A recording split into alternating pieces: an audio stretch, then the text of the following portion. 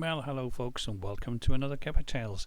It's been a long time since we've done a video, but at last we managed to pull our finger out and get on with it.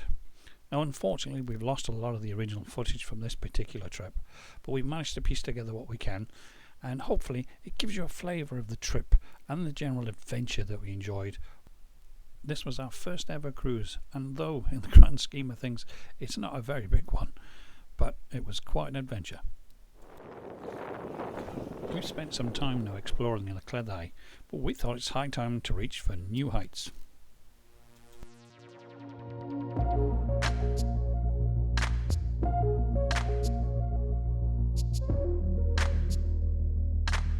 So the plan was to sail from our home port in England down the Cleddau, passing Dale, round the St Anne's Head, and then we make our way north towards the infamous Jack Sound.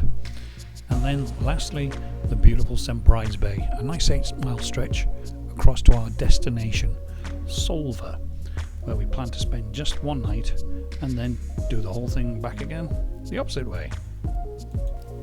Well, it's about 25 miles altogether, and most people when they make this trip split it over 2 days, stopping somewhere like Dale on the way, but we're going to do it in just one.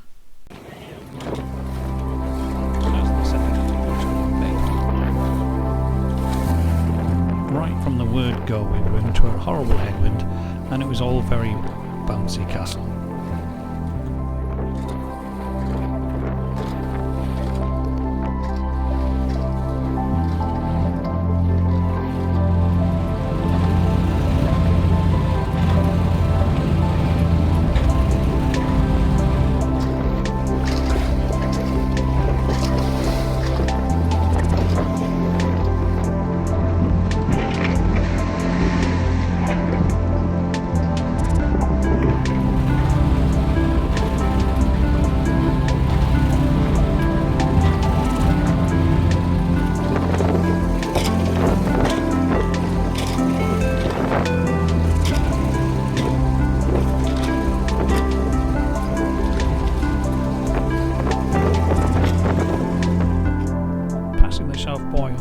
Haven, we got a cracking view into the marina. This is one of the widest parts of the Cleddau and great for some tacking, but unfortunately no time to do that today.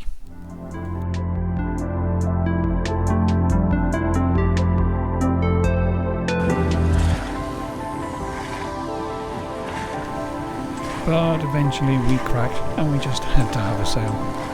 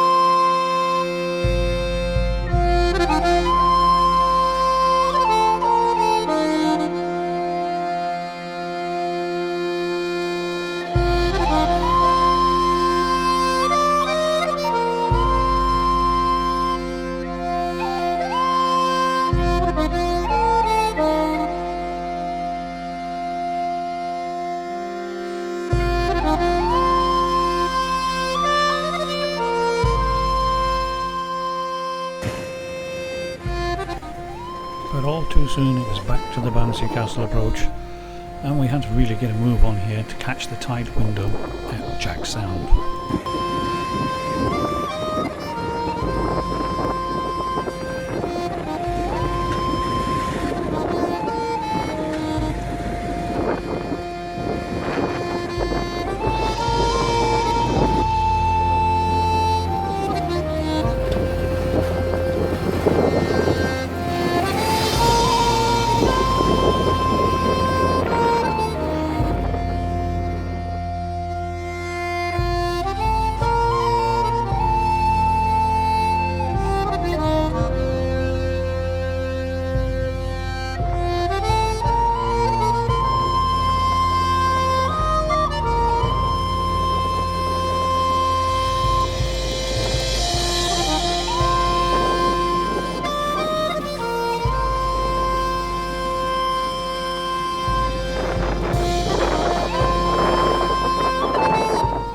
Finally we turned north and enjoyed some shelter from Skomer Island, but now we've got to start thinking about Jack Sound.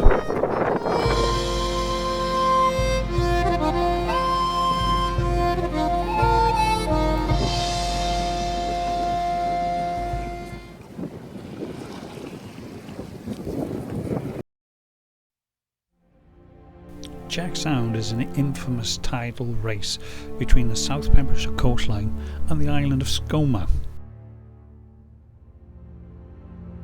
Just 800 metres wide, and with awful names like Blackstones, Crabstones, Tusker Rock, Cable Rock, it's a pilotage nightmare. So why would you even come this way? Well, the fact of the matter is, if you don't, you've got a 3-mile diversion. And some argue that the waters you're diverting into can be just equally as tricky. But if you do your prep, it's perfectly possible. Make no mistake though, this place bites.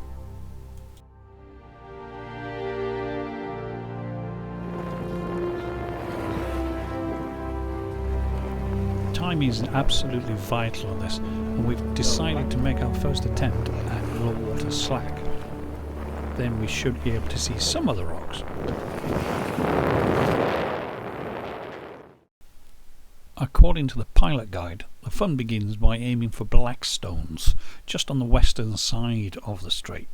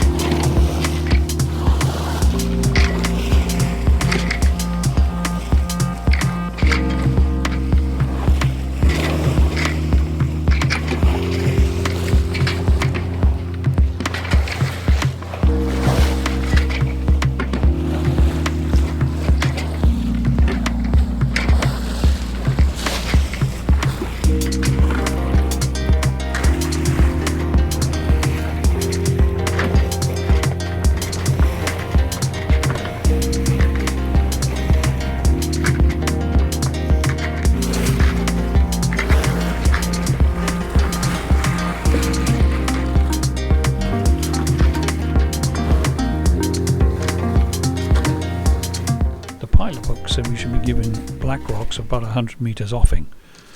Or was it 100 feet? Uh-oh. So of course, that's where the fun really begins.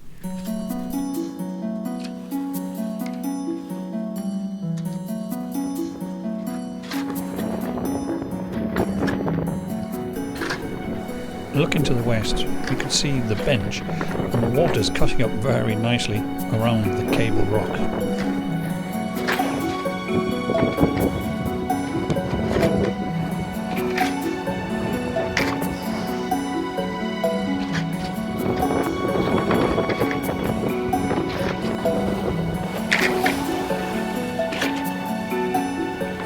Our next marker is Tusker Rock.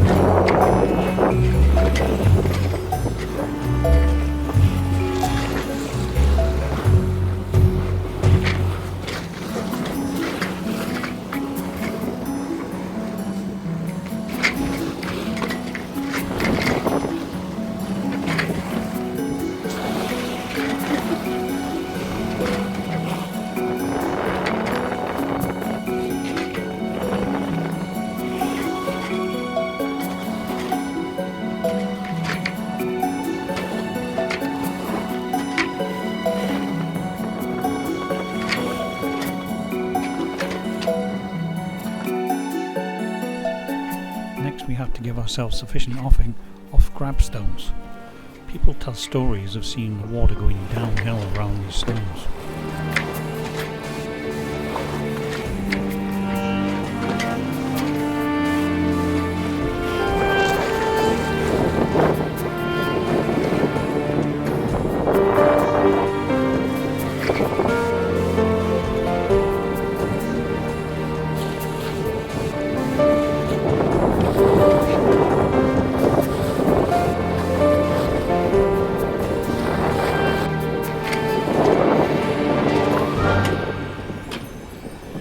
But as we closed on Tusker Rock, the instruction book says wait for the north side of the island to open up to us, bit of left hand down, and then we're into the beautiful 8-mile strip across the St. Bride's Bay.